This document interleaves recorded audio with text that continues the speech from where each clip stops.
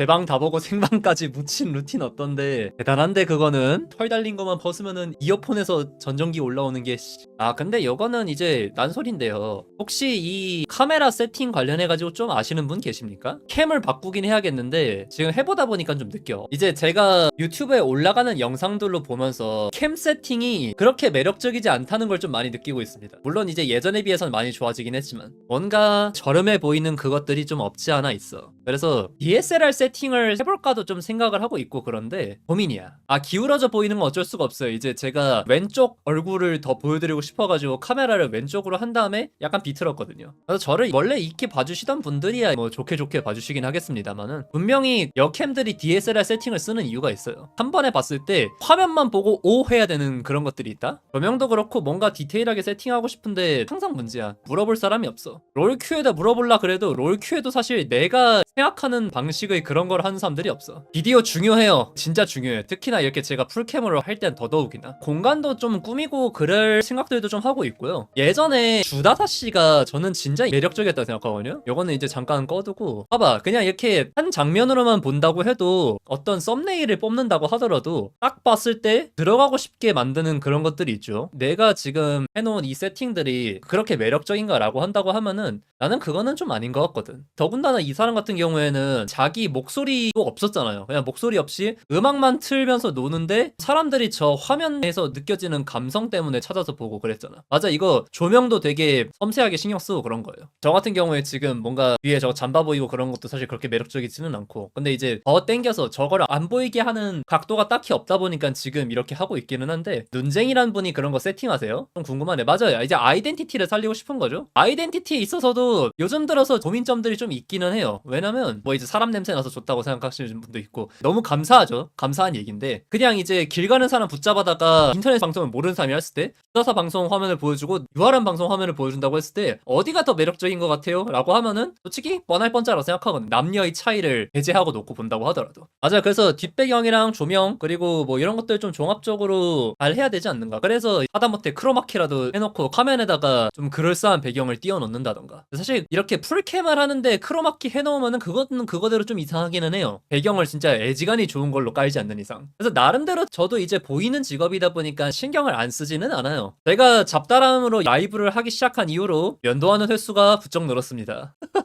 그래도 거뭇거뭇하게 보일 때가 있기는 하지만 그거는 매일 하기에는 너무 잘 배여요. 그래가지고 제가 매일 하지는 못하는 거고 머릿결도 초반에 방송 켤 때에 비해서 관리가 좀 많이 되어 있죠. 이제 원래는 많이 뻗쳐있고 그랬었는데 지금은 되게 얌전하게 세팅이 되어 있죠. 이런 거 하나하나도 제가 신경을 쓰거든요. 분명히 앞으로 나가야 될 것들이 많다는 걸 느껴요. 제가 잡다람을 하면서 솔직히 쉽게 가려고 했다고 하면은 그냥 초반처럼 롤 관련된 영상들 올리면 그만이었다고 생각을 합니다. 그리고 솔직히 지금 조회수 안 나오는 거 나는 당연하다고 생각해. 왜냐면 중간에 롤 관련된 걸로 쭉 밀고 나갔으면 오히려 모르겠는데 롤 관련된 이야기에서 제 사람 사는 이야기로 끌고 오려고 하다 보니까 원래 처음에 구독하셨던 분들 입장에서는 뭐지? 내가 보려던 게 아닌데? 라고 됐던 게 첫 번째. 그리고 그렇게 방향 전환한답시고 영상 업로드가 불규칙적이었고 띄엄띄엄 했던 게 두 번째. 그러다 보니까 오히려 저는 지금부터 시작하고 있다고 생각해요. 그 과정에서 들어가 있던 비용 소모나 이런 것들은 당연히 의식이 되기는 하지만은. 근데 어쨌든 간에 그래서 더더욱이나 느껴요. 지금 뭐 조회수 1000뷰 이런 식으로 나온다고 해가지고 여기에서 존망했네 이러고 있을 게 아니라 분명히 충분히 잘 만든다고 하면은 납득을 시킬 수 있는 부분들이 있다고 생각하거든요. 엄청난 성과까지는 아니더라도 적어도 이걸로 먹고 살 만큼의 환경은 만들 수 있을 거라고 생각을 해요. 뒤에 화이트보드만 있어도 활용도랑 전문도가 높아 보인다? 그런가요? 약간 지금 고민하는 게 평소에 추구하는 감성이랑 내가 음악적으로 보여주고 싶어하는 감성이랑 좀 차이가 많이 나요. 그러다 보니까 좀 고민이 많이 되는 거. 평소에 저 같은 경우에는 진짜 완전 빈티지, 거의 한복, 도복 그런 느낌도 좋아하고 약간 20세기 초 개화기, 그래 개화기 감성 그 뉘앙스를 되게 좋아합니다. 그래가지고 우드톤 그런 것도 되게 좋아하고 뒤에도 이제 하려고 할만 할 수 있지. 근데 그거랑 음악적으로 들려드리는 포인트들이랑 괴리가 있다 보니까 저는 이제 음악적에선 굉장히 고압적이고 세기말적이고 그런 거 좋아하거든요. 그래서 이런 것들을 하나하나 맞춰 나가야 이제 따로 놀지 않고 제가 뭔가 보여드렸을 때 좀 설득력이 있을 거다라는 생각들을 하고 있다 보니까 어려운 부분들이 있는 것 같아요. 에휴, 뭐든 쉬운 게 어디 있겠습니까? 이번에 와이프랑 새해에 경복궁 주변에 한옥 숙소에서 놀다 왔어요. 근데 거기 길거리를 다니는데 기와로 된 지붕이 되게 많잖아요, 거기가. 여기 오니까 좀 한국 같다는 느낌이 나더라고요. 그래서 나는 전국이 이렇게 기와로 된 지붕이 많아야 된다라고 얘기를 하니까 와이프가 물어보더라고. 그러면은 현대적인 건물 vs 기와 지붕 해가지고 몇 대 몇 정도가 적합한 것 같느냐라고 물어보더라고. 나는 그래서 기와 6, 현대적인 건물 4라고 얘기를 했어요. 저는 일본이 걔네 특유의 좋은 거 받아들여가지고 자기네화 시켜서 만드는 것들, 그리고 걔네는 실제로 자기 것들도 잘 유지하면서 살고 있고 개량도 되게 잘했고, 아니 대체 어떤 사무라이가 지금 와페니즘으로 이제 소화되는 그런 사무라이들처럼 생겼어요. 그 번쩍번쩍 거리는 걸 썼겠어. 실제로는 되게 왜소하고 무기라던가 갑옷도 빈곤하고 그랬는데 지금 와서는 그렇게 잘 개량을 했잖아. 지금 우리도 뭐 한복이든 화랑이든 아니면은 이제 뭐 대마무사든 다 현대적으로 만들어서 쓰는 게 좋지 않는가라는 그런 생각들을 항상 하고 있습니다. 현대적인 일과 구시대적인 일이 다르다 보니 관리가 어려우면 적용이 쉽지 않을 듯 감성은 충분한데, 맞아. 근데 원래 감성이라는 것이 편리성을 포기해야 되는 부분도 있기는 하죠. 이렇게 말하는 저도 일단 당장은 신축에서 살고 있고 그러니까. 근데 저는 나중에 기회만 된다고 하면은 설령 내부는 신축이라고 하더라도 외형이라도 한옥 뉘앙스인 그런 것들을 좀 살고 싶어. 항상 고증이 문제죠. 근데 그 고증이라는 거 나는 너무 집착하면 안 된다고 생각해. 그러니까 한국적인 포인트들만 살릴 수 있으면 얼마든지 개량해도 된다는 주의예요. 개량 한복들 바리에이션 나올 때 한복 비키니 이런 것들 나오고 그러니까 아니 저게 무슨 한복이야 이런 식으로 접근하는 사람들이 있는데, 이래가지고 나는 한복이 안 되는 거라고 생각해. 제가 아까 예시로 들었던 사무라이가 대표적인 케이스입니다. 계속 그거를 현대적인 입맛에 맞게 개량하고 그래야 되는데 그거를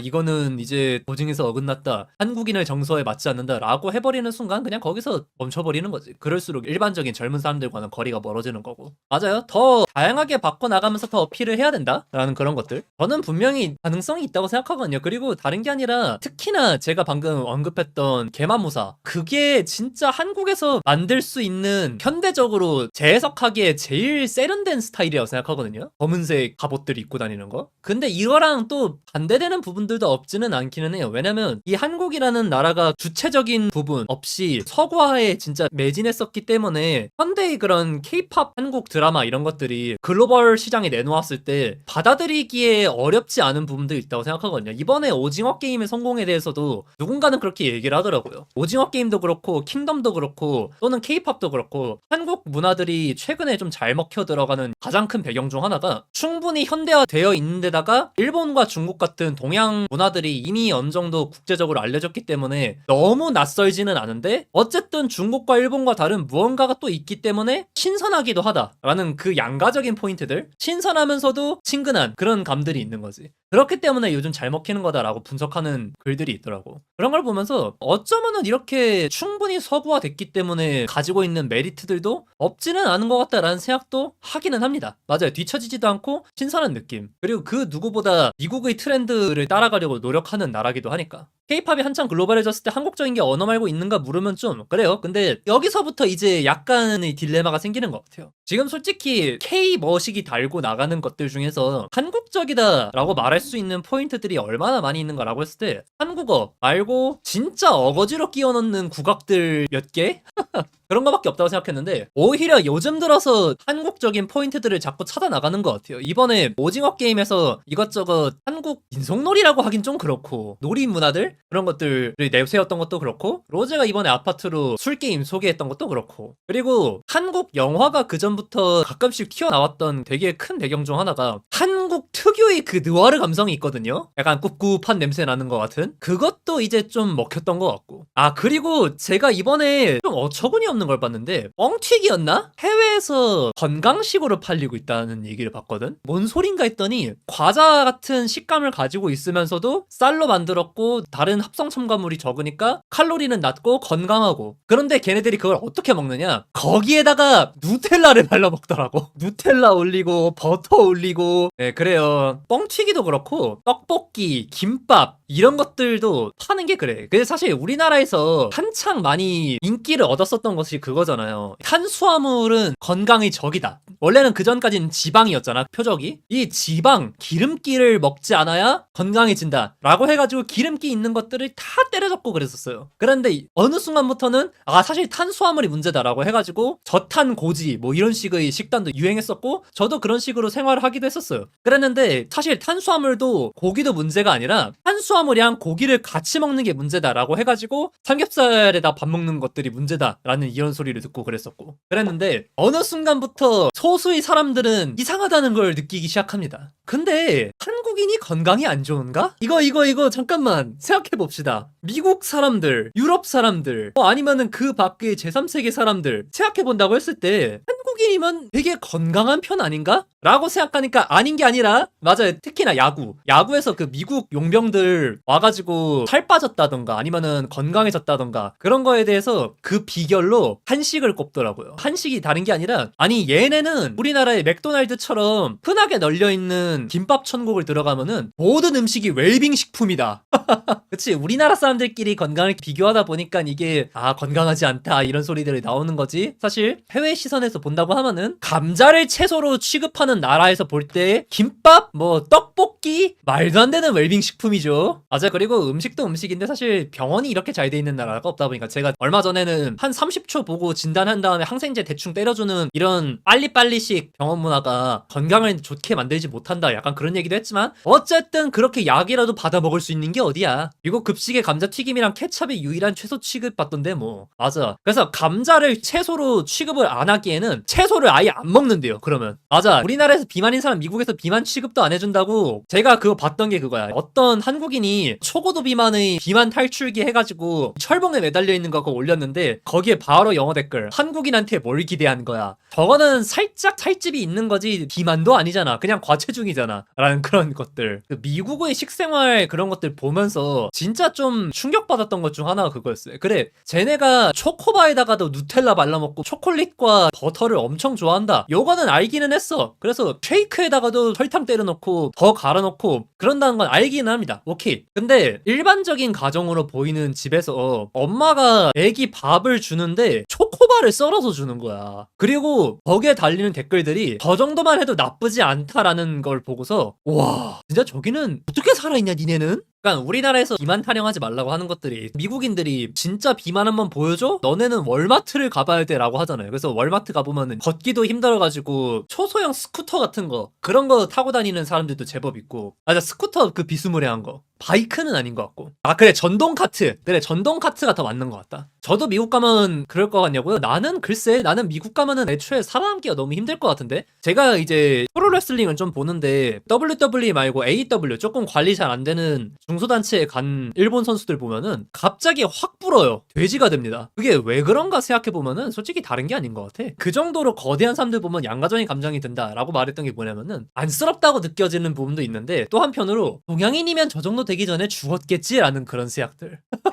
얼마나 강한 걸까? 한국에서는 그 정도에 비빌 수 있는 사람 흔치 않다고 생각하거든요. 그래서 사람들이 공혁준 씨 보면서 놀라하는 게 그거잖아. 저거는 탈동양인이다. 한국인이 될 수 있는 사이즈가 아니다. 약간 그런 얘기들. 조리돌림 하는 게 아니라 진지하게. 우리나라는 뭐 살 좀 쪘다고 해도 100, 200 정도인데 200도 사실 잘 안 가. 우리네 주변에서 돼지 소리 듣는 사람들 100이 마지노선이야 거의. 100 넘는 사람 흔치 않아요. 어디서 봤는데 몸무게도 재능이라고. 맞아요. 딱 그거야. 동양인들은 이게 췌장이 못 버텨준다면서요. 150도 아니고 한 120 좀 넘으면서부터는 진짜 재능의 영역인 것 같아. 맞아요. 우리 주변에서 뚱뚱하다는 사람도 100 간신히 넘는 정도야. 대부분. 김준현이 120, 130대인데 지병으로 고생한답니다. 근데 김준현 정도면 사실 슬림한 편이거든요. 진짜 리얼 돼지들에 비하면은.